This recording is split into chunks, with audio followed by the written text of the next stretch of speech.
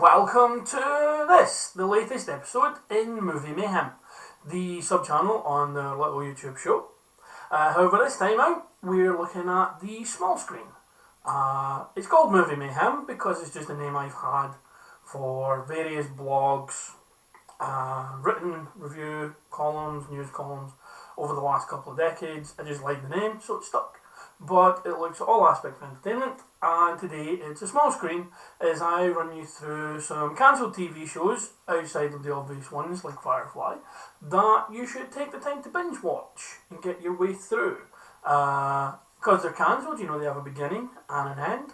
Some are 1 season long, some are 2 seasons long, some are more than that again. But it's very worth your while giving them a go. Most were cancelled with unresolved cliffhangers, which is always annoying, but all are worth a watch, and they rank among my personal favourite shows over the last 18 years.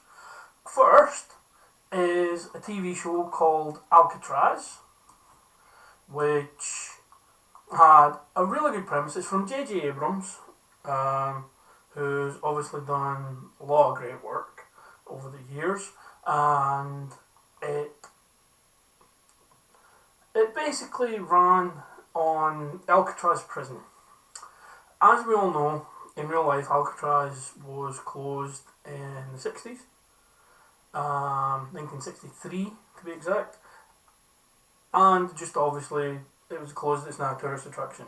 The premise of the show is that for some unknown reason in 1963, pretty much all the prisoners and all the guards who were in the prison at the time just disappeared. Completely off, gone. Nobody knows where they went. Nobody knows how they all got out and off Alcatraz Island. The premise of the show is that they were transported in time from 1963 to the then present day. But again, the mystery of the show is why. And it's actually rounding up the prisoners again. And it's a really, really good show. It's a really good premise. It ran for 1 season. The cliffhanger at the end set it up for what could have been a fantastic second season, but unfortunately it never got renewed. So that, to me, that was one of the biggest unresolved cliffhangers of that time. And it still rankles me to this day that it never got resolved, because the show was good, the premise was good, the acting was good. Where one of the bigger names was Georgie Garcia Hurley from Lost. Sam Neill was in it, Robert Forster was in it. Sam Neill was fantastic through the whole movie. Parminder Niagara was in it as well. So yeah, Alcatraz, definitely a show you should give a run through. Next, we have a TV show. Now, we're running through these in alphabetical order just because I tried to put them in order of favourites, and it was kind of like, well, I should go here and I should go there, and it was no. So, the alphabetical order, I'm going to run A through T because it stops at T, and the next one up is a TV show called Alphas. Now, Alphas was it's a superhero show, but it was running a different kind of way. The premises of Alphas was, again, people had super abilities, but they were based on pseudoscience to a degree, but they were within the realms of human possibility to a degree. So one of the characters had the adrenaline from his fight or flight response would give him super strength. One of the characters, was a very pretty lady, had the power of seduction through her voice. There was another one who was like suffering from autism, and it allowed him to see electrical transmissions. So he could see phone calls, the radio waves for phone calls, TV signals and such like, and the visual way they put that on the screen was phenomenal. So it ran for 2 seasons, in 2011-2012. and it starred quite a few people. David Strathairn was in it. There's going to be a few people who were in it as well who people will know now from other things, like Laura Manel. Erin Way was also in it. She's been in a few different shows, and the premise from Alphas was obviously these heroes, for lack of a better term, but also the overarching terrorist plot over the whole 2 seasons. And again, this ended on an awesome cliffhanger and was never renewed. And again, it's one of those shows where you wonder why certain shows keep getting renewed and certain shows get cancelled. Obviously, viewership is part of it, but with some shows go on and on and on and on and on, and they are awful TV, and they just continue on and on and on. And then you get a good show like this, which runs for two full seasons. It got 2 full seasons, and then it gets canned, and it's like, why cancel this? And I've always been a big proponent that if a TV show is getting cancelled and you know it's not being renewed, then there should be some caveat to the writers that they get to do either a feature-length special or a 2-3 episode mini-series to wrap everything up. Or you tell them we are unlikely to renew this so they can resolve things at the end of the show. One of the other shows, the next show I'm going to talk about, had that. It was given notice, no pun intended when you say the name of the show, it was given notice that it was being cancelled, so they got to write a finish to it, they got to end it. And that makes a hell of a difference when you know a show has had an actual conclusion. It comes to an end, everything is resolved. Sometimes it does lead on to another cliffhanger, but the good type where it's not hanging over the rest of the story, it's just an open-ended finish that it can lead on to whatever you want it to lead on to. So that, for me, is probably the best one there. So we got on a bit of a tangent there. But yeah, for me, Alphas is one of the best TV shows in the last 10 years. And really deserves it deserves more than it got, is what I'm trying to say. The next show that we're going to talk about is Burn Notice. Now, Burn Notice is my favourite show of the last 10 years. Started in 2007, ended in 2013, ran for 7 full seasons. And a little bit through season 5, I was going off the show. Felt like it was treading water for the first 4 or 5 episodes of the series. Then it kicked back into gear again. So apart from 4 or 5 episodes where it kind of dragged a little bit, it kept everything through the whole season. Now, this stars a few people who were big names before the show and a couple who went on to bigger things after the show. One of them is Kobe Bell, who was recently in... he's been in a number of TV shows since then, and one of the TV shows he's been in is based on the X-Men, where he is playing a few different people.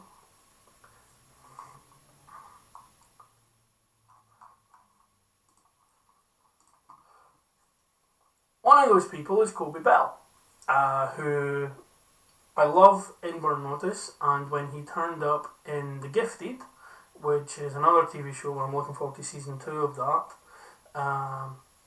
The Gifted was one of those shows where I saw there was a few people in it, it was Kobe Bell from Burn Notice, then Amy Acker is in The Gifted, and Bill from True Blood is in The Gifted. So when you see people like that, you suddenly thought, okay, I like these actors, I'm going to give this show a chance, and the show is great. But Burn Notice also had Bruce Campbell as a selling point. as Sam Axe, who also got his own little spin-off movie. Jeffrey Donovan is Michael Weston, the main lead in the show. And the basic premise of this is Michael Weston is a spy for the CIA, or it's the CIA. They're not necessarily named by name, but he's definitely the CIA. And he ends up being burned, which in the parlance of the show is that he is no longer an agent. They have let him go. The government will have disavowed all knowledge of him. So he has access to none of his resources, none of his finances that came with the job. He has nothing, and he's stranded back in Miami with his mum. And the overall story of the show is trying to find out who burned him and why, because he's innocent. And the show has a great structure. It has the Monster of the Week style structure, where there's the overarching story of the show, but episodes will also have their own self-contained little story. It has fantastic supporting characters, like we say, Sam Axe. Sharon Glass from Cagney and Lacey plays his mum. Gabrielle Anwar is his on-off again girlfriend. And there's a number of fantastic character actors in the show. And Jason Bly, played by Alex Carter, is a recurring villain. There's a few who are recurring villains. Dead Larry is a fantastic character. As his name suggests, he's supposed to be dead. Moon Bloodgood is in it as well. And one of my favourite character actors, Garrett Dillahunt, who appears in a lot of great shows. He's also in The Gifted as well. He plays Simon, who appears, it's in season 3. Not to spoil too much for you. But yeah, Burn Notice, fantastic show, fantastic premise. Through the episodes, when they're doing little plans, Michael Weston does a voiceover explaining why they're doing it this way, why they're doing it that way, from his CIA training, and it's just a fun premise for that. And as I say, it can be very emotional at times as well. So yeah, Burn Notice is a show you should definitely give a go. And following on from that is Ed. Now, Ed was a show, there used to be, when I used to work for Virgin, well, it was Telewest then, it was Virgin, when I lived back in Airdrie, Scotland. I currently live in Wales now. And due to the time that I started my shift, I used to have a block, well, a routine in the morning, where I didn't start work till 1 o'clock in the afternoon. So I would watch ER, Third Watch, and this next TV show, Ed. And it stars Tom Cavanagh, who most people know now as Harrison Wells from The Flash.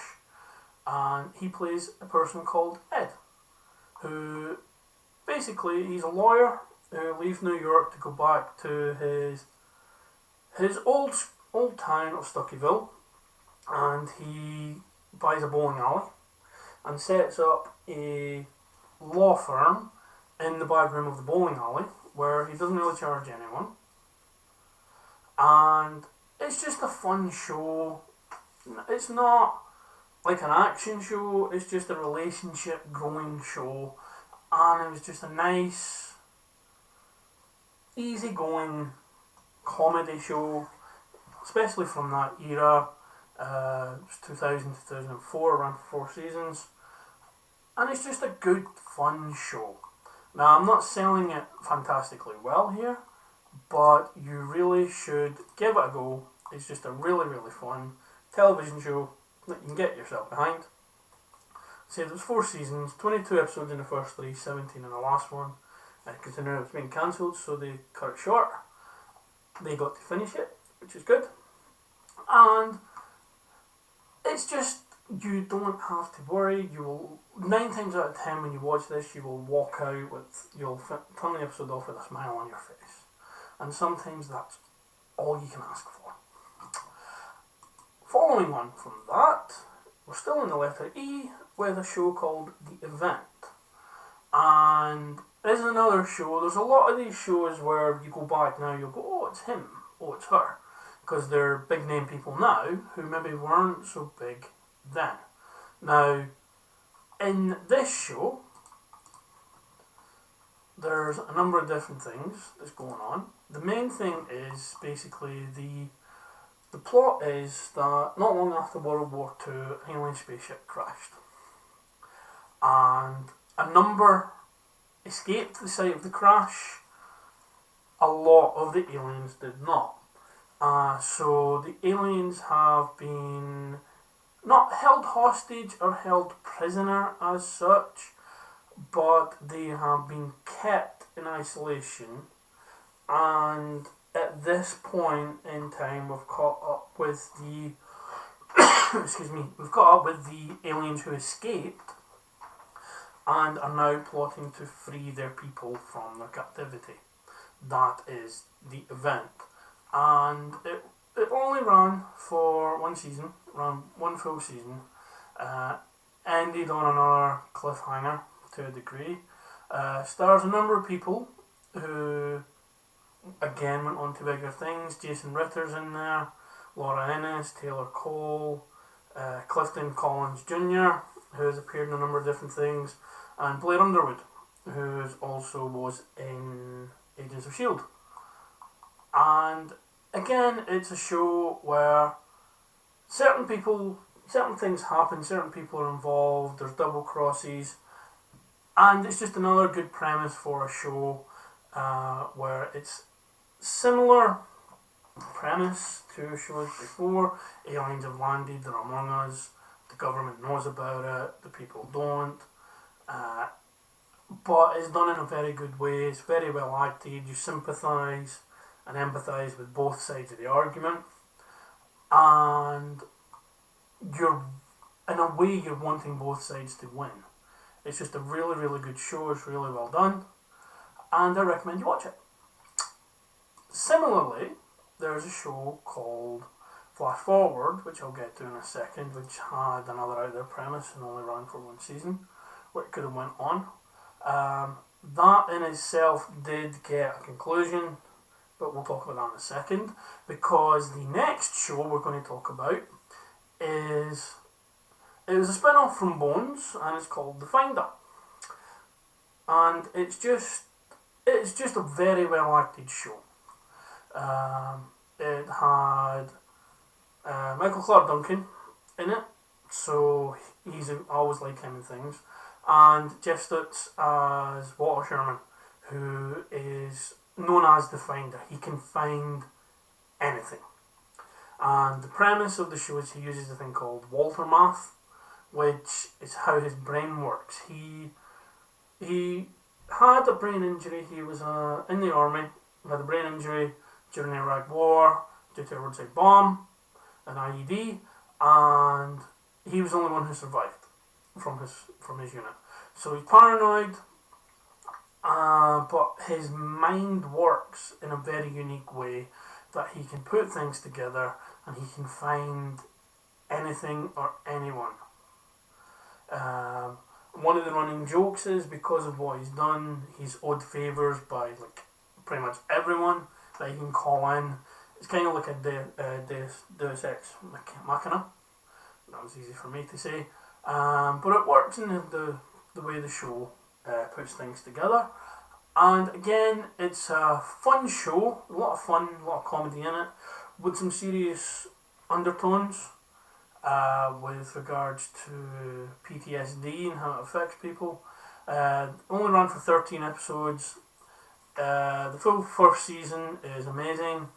Again, it ends on an unresolved cliffhanger, but not in the sense of the other ones where it's as frustrating, because it is like a conclusion to everyone's story, which could have continued had they had a second season, but your mind kind of knows where things were going to go. You can make up your own story to end everything for all the main characters on your own. Only 13 episodes long, as I mentioned. The Finder is a show where you watch it, obviously, without adverts, only 40 odd minutes an episode, and you could whiz through it in a week, maybe two, without any problems.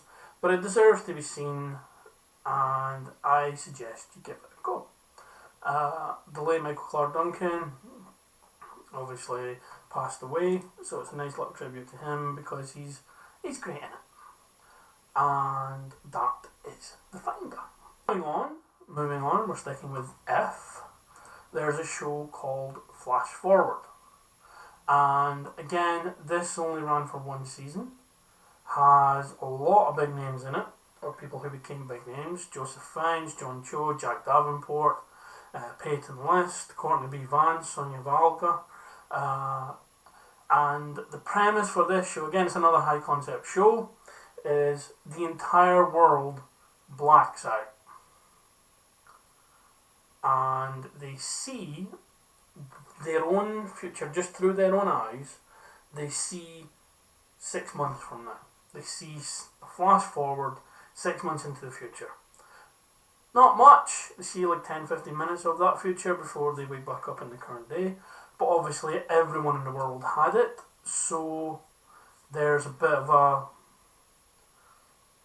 global phenomenon going on there. The basic premise of it is obviously trying to figure out why this happened, but the interdrama with the show is people seeing where they are in 6 months and having no idea how they get there from based on their current situation. Like, for example, one of the characters is a celibate lesbian, yet in her 6 month flash forward, she's at a ultrasound scan because she's a number of months pregnant. So she's like, how does that happen? Other people who are no longer with their husbands or wives, and they see themselves with other partners and very happy with other partners, with children they don't recognise, and not young kids either. And so these people, it's like, is it a self-fulfilling prophecy? Does this thing happen? Did you see the flash forward because it happened, or did it happen because you saw the flash forward? Because obviously if you see someone that you're with 6 months from now, you're going, and you don't know who that person is, you're going to look for that person to find out how you're with them in 6 months' time. And is that the reason you are with them in 6 months' time? So that's a good premise. But like I say, the overall premise of the show is to find out why it happened. And not to spoil too much, but as with any sci-fi trope of this nature, there is always at least one character who is, when it's a massive thing that happens to a multitude of people, there's always someone who is immune to what has happened. It did not affect them. And in this show, early on, they find out that someone wasn't affected. So then they have to work out, were they just not affected or did they cause it? So it's a fantastically acted show with a fantastic premise, with little sub-premises and subplots going through it. It does come to a satisfactory conclusion with regards to the main story of the show, but it's another one that does end on an unresolved cliffhanger. However, it is one of those cliffhangers where, as I mentioned earlier, it doesn't necessarily be a bad thing because it's an open interpretation of what can happen now. So, that's another one. Definitely give it a go. It's called Flash Forward, and it ran for one season, 22 episodes, 2009 and 2010. Up next is a show that ran for 2 seasons-ish. Like Buffy, it continued into comic book form for season 3 and 4. And again, this is a show called Jericho. And it stars a number of people. Skeet Ulrich from the early 90s. It was very much a heartthrob back in the day. Lenny James, who's currently in Walking Dead and Fear the Walking Dead. Ashley Scott is in there. And so there's people who you'll recognise from other things. And Jericho is another interesting premise where nuclear explosions have rocked major cities in the US. United States. The government is gone. It's been replaced by... There's two camps. It's almost like the Civil War again. And with the way the bombs have gone off, there's other things as well going on. But it's like, how do we rebuild society after this? Going into a government conspiracy thing over who planted the bombs and why. Who's the good guy, who's the bad guy, who flips, who doesn't. And it ran for one season and got cancelled. And people enjoyed it so much that they demanded the network put it back on. And the network did. But they half-arsed it. Sorry for the language. But the show itself is fantastic. It's very well acted. It's very well put together. The premise and the way they put the premise across is really intelligent. And the first season ends on a big cliffhanger. So it would have been really annoying if it finished there.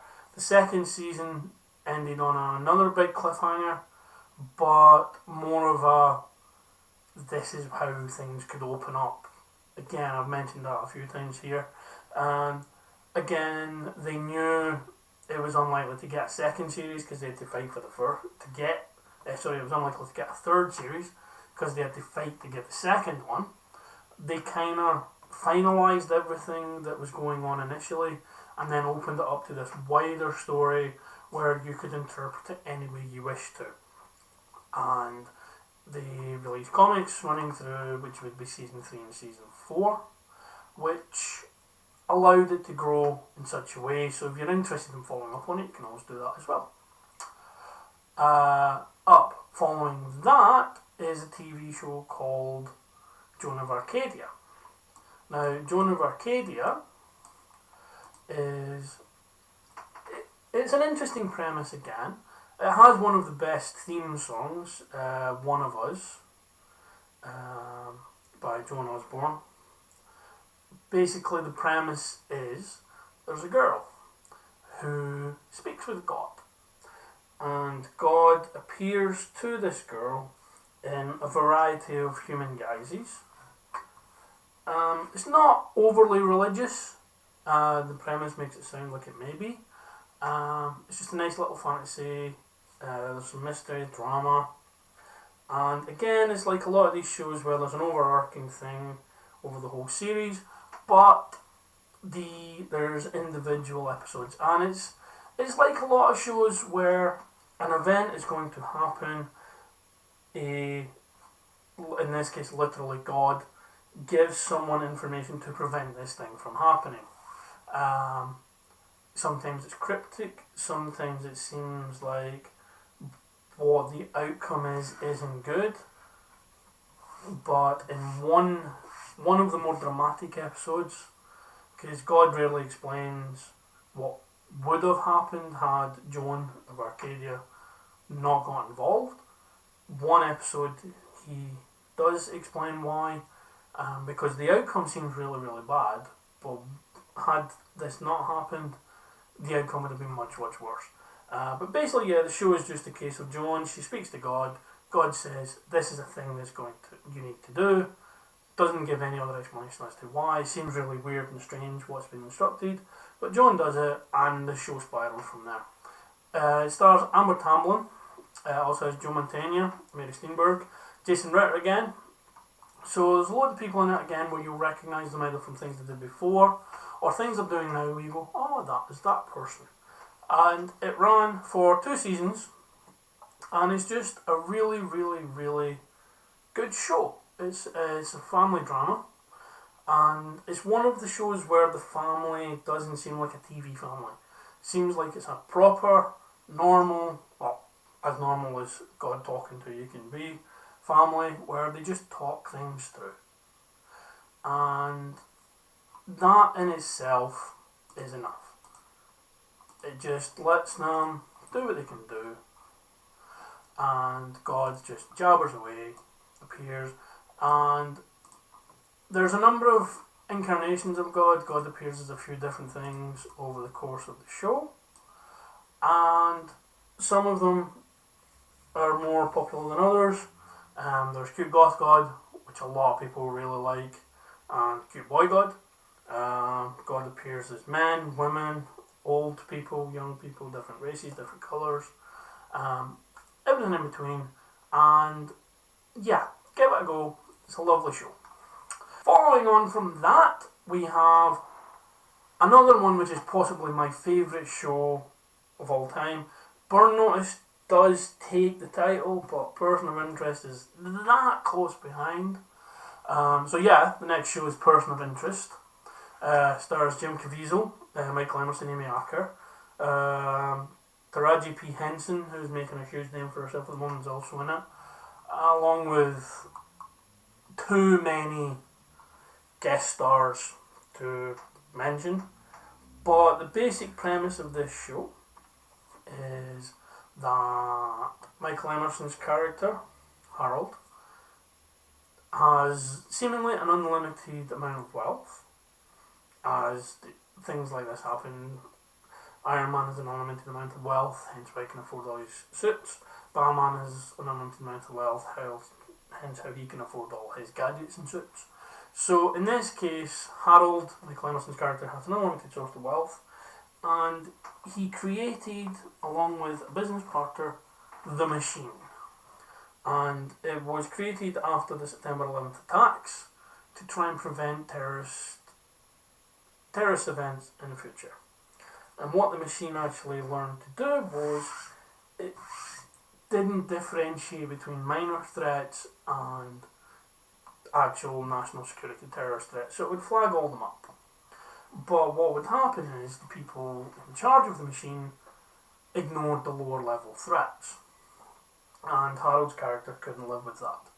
So he stole the Machine and hired Jim Caviezel's character, the man in the suit, to be his weapon in this war that was coming.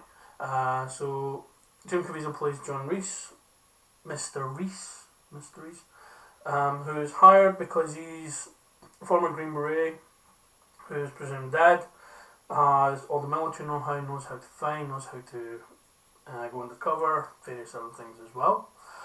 And the basic premise is the Machine spits out a social security number in America, social security number.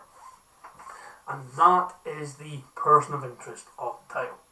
And like a lot of the shows I mentioned, it has the overarching story, the conspiracy story that covers all 5 seasons, but it has its individual stories in there as well. And the interesting premise with this is that the social security number just gives them a name, but they don't know whether that person is the victim or the perpetrator of the crime that's going to happen. So in that situation, they have to find the person, and then they don't know if this person is going to be a threat to them or not. And if it's the victim, they don't know who is trying to hurt them, and if it's the perpetrator, they don't know who they're trying to hurt. And it all comes together really well. It's another show that J.J. Abrams was involved with, and the whole premise of it, Jonathan Nolan, Christopher Nolan's brother, is also involved in it, and the whole premise of it with surveillance, there's a lot of current questions that be raised, just because obviously there's people who are worried about how much surveillance the government genuinely has. That's a theme that's touched in this show. It goes, like with a lot of shows, like Arrow is a good example, where Arrow started with just one person, and then it grows into this family and this team. This has that kind of premise as well, where we start off with just Harold and John Reese, and then over the course of the show, other people come in, join the crusade, and this is a show that got cancelled after 5 seasons, but they knew it was the last season, so it does not end on a cliffhanger where anything's unresolved. Everything leading up to the end of the show ends up resolved. It may not be resolved in the way you want it to be resolved, but everything does get a conclusion, and again it ends open-ended with how you think it's going to go from there. And that's how I think most shows should end. There should be a definitive end to the narrative that you're telling. And like I said earlier, if a show gets cancelled mid unresolved cliffhanger, they should be allowed to have some kind of scope where they're told this is not going to be renewed next year. Or if it's the season's finished and then they don't renew it, there should be a clause in contracts where you are given either a feature-length movie or you're given a 3-4 episode miniseries to wrap everything up. That's what should happen for any show that's getting cancelled in that regard if it ends on a big cliffhanger. But Person of Interest, 5 seasons, isn't a single bad episode in the entire run. 103 episodes, not one bad one. And it deals with a lot of modern day fears in a fantastic and compelling way. And they do a great job of touching on not the ambiguity, that's the wrong word, but the morality of what they're doing. Is what they're doing right? Because as you can, like a lot of these TV shows, the good guys kill a lot of people. Of course, they're killing bad guys, and they're killing, in some cases, really bad guys. But by the same token, overall, over the course of 103 episodes, the good guys' body count is much higher than all the bad guys' body counts combined. And then, so they look at the morality of that as well, and it's a really, really well made, well put together show that deserves to be seen by many more people than actually took the time to watch it. Moving along from serious, intense action drama to one of my favourite comedy drama shows. And this is a show called Pushing Daisies.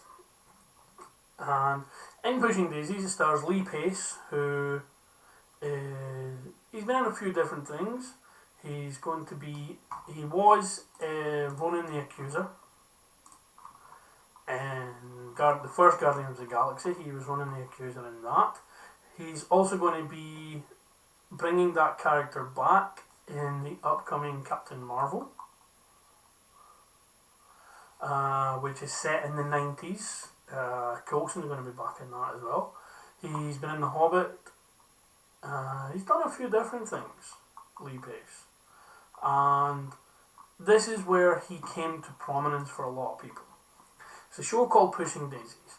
And it's such a surreal comedy show with amazing visuals, amazing narrative storytelling. Lee Pace, Anna Friel, Chai McBride, Ellen Green, Swizzy Kurtz, Kristen Chenoweth, who I had such a crush on watching this show. And it's an overarching story, but there's also the day-to-day stuff, but it's done in such a surreal way. And the basic premise is Lee Pace plays a character called Ned, who's a pie maker. And for whatever reason, he has the ability to bring dead things back to life with one touch. But it comes with various stipulations. So the conditions of his gift is that he brings them back to life, but if he touches them again, they are dead and dead for good. However, if he touches them and lets them live for longer than a minute, something of equivalent value of life will die in its place, because there needs to be this balance. As Thanos has said himself, there needs to be a balance where everything's kept in check. So if there was a death and now there's not a death, there has to be a replacement death. And he finds this out when he's a kid. This is in the pilot episode, where his dog is run over and killed, and this is the first time it happens, so he's not aware of it. He brings the dog back to life. However, that he doesn't know about the whole minute thing, so it kills his mother. He brings her back, but doing this causes the death of Chuck, which is Anna Friel's character. It causes her dad to die as the price of keeping his mother alive. And again, he doesn't know about the second touch thing, so his mother kisses him goodnight and she pops her clogs again. And this is how he finds out about the bringing back to life, the equivalent, something has to die, the minute thing, and the second touch. So it covers all of that in the first round.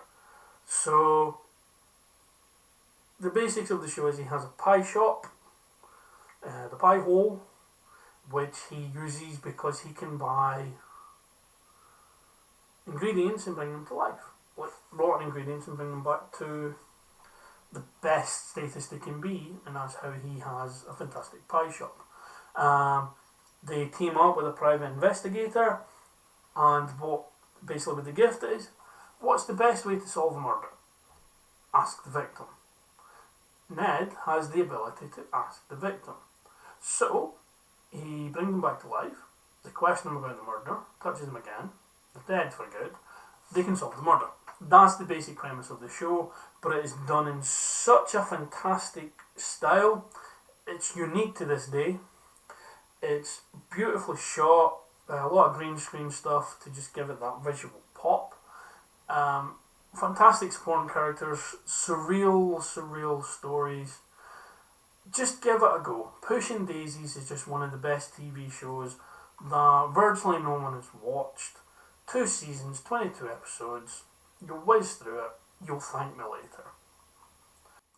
And the last show on this little rundown we have is from one of my favourite film series, The Terminator, is Terminator, the Sarah Connor Chronicles. And what this did was, the events of Terminator 1 and Terminator 2 have happened. The events of Terminator 3 will happen, but something happens in the course of the timeline with the TV show that takes it in a slightly different direction, so Terminator 3 never happens. And the basic premise is, in the year 1995, Sarah and John are on the run, they're hiding, they've successfully destroyed the T-1000, they've destroyed everything from the first Terminator, they've destroyed all the software, all the hardware that was at Cyberdyne. They think it's all done. However, the TV series, a new T-800, well it's T-888 they call it, using the name Cromarty, which it'll become to known as that through the whole run of the show, is sent back to 1999, so we're 4 years after that again, and it tries to kill John Connor. However, Cameron, played by Summer Glau, which is the first thing I saw because I saw Firefly a lot later, she's also a Terminator, but she's a Terminator of unknown design, which is interesting because again in the pilot, not to spoil anything, as I say, it happens in the pilot, the Cromarty Terminator scans her, as they do with their Terminator vision, and normally would tell them details of what type of Terminator it is, or if it's a human, the aspects of the human, and it comes up and says unknown design. So that's a first mystery straight away, because if it's an unknown design, that means Cyberdyne didn't. So if Cyberdyne didn't build it, who did? We're off and running with the premise. The first episode ends with them time travelling to the year 2007, so we've jumped Terminator 3, and because of that, now they're in the present day, and they're fugitives again. But there's also a number of other things going on. If you remember, if you watched Terminator 3, Sarah Connor died of leukemia, cancer, and in the show she's shown the early signs of that, so that part of the timeline was always fixed. They're still trying to resolve all of what's going to happen with Cyberdyne. Judgment Day has obviously been postponed because it happened in 1997 in the original 2 movies. So Judgment Day has been postponed, but obviously if there's no Terminators back, it's only been postponed, it's not been prevented. Derek Reese, who's the brother of Kyle Reese, who is played by Brian Austin Green, is he comes back in time as well, because there's a machine being built. They believe it could be a rival to Skynet. It's called the Turk, or it could be the basis of how Skynet is put together.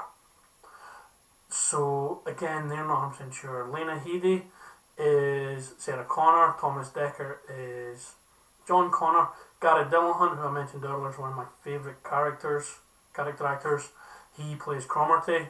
There's a fantastic shootout soundtrack to Johnny Cash's When the Man Comes Around, which is still one of the most compelling scenes of TV ever. If nothing else, watch the season for that. It runs for 2 seasons, 31 episodes, and it's just phenomenal. It's the sequel to the Terminator films that we should have got. Now, I enjoyed Terminator 3, but I can see what a lot of the problems are. However, having the balls to actually end on Judgment Day happening was fantastic. That redeems the movie for me, if nothing else. But this allows it to go on a separate timeline, what they tried to do with Genesis as well. It's really well acted. The interaction between John Connor and Cameron, the Cameron Terminator, and her interaction with Sarah and how all of that grows is really well done. So rounding out these 12 TV shows that I think you should watch is Terminator the Sarah Connor Chronicles. Give it a go, run through it, 2 seasons. The majority of these shows run for 1 or 2 seasons. This ran for 2. And the basic premise of this is really, really well done. It has one of the most jaw-dropping deaths, which is saying something for a TV show where a lot of people die. It's one of the most jaw-dropping nothing deaths. When I say nothing death, I don't mean that the death didn't mean anything. I mean it's that there's no build, there's no pathos, there's no slowly dying and saying some last words. There's just, this character's here, oh my god, this character's dead. That quick. And that unexpected. And it's perfect. And it cements the show that how well they took an established mythos that is loved by so many people and put it over 2 seasons of a TV show that ends on the most unresolved of all the unresolved cliffhangers from the shows that I've counted here. Is the one I've wanted to see a season 3 more than any of the other shows on here, and I wish they did it. Shirley Manson is also in it. She plays a character who is unexpectedly ambiguous for a lot of the time. So yeah, Sarah Connor Chronicles rounds out this list of the 12 TV shows that are cancelled that you should give a go because you probably haven't seen them. Now, that's not going to be the title of the video because that's too long. And I appreciate you listening to me droning on. I realise I was quite monotonous at times, but I'm passionate about good movies, I'm passionate about good TV shows, and I'm passionate about shows that deserve an audience. All of these shows I've listed here just now deserve an audience, so thank you very much for taking the time to watch the video. Thank you very much for taking the time to listen to me go on about these shows. Please like and subscribe to the channel, it helps us grow. Give these shows a run through. If you've seen the shows, leave some comments about why you liked them, or if you didn't like them, why you didn't like them, why I'm wrong to promote them. If you've seen the show and you do like them, leave some comments, as I say, to encourage others to give them a go. Thank you very much again. We will see you next week with an unboxing video. J-Rock will be back. I don't know what we'll be unboxing. I have got a box from EMP that can unbox. I'm also expecting 2 separate deliveries from Loot Vault. So we may open all 3 depending on what's here, but we'll find out next week. But as for now, this is Henry Higgins, H-Bomb, thanking you for taking the time to watch the video. As I said, please like, subscribe and share. Goodbye!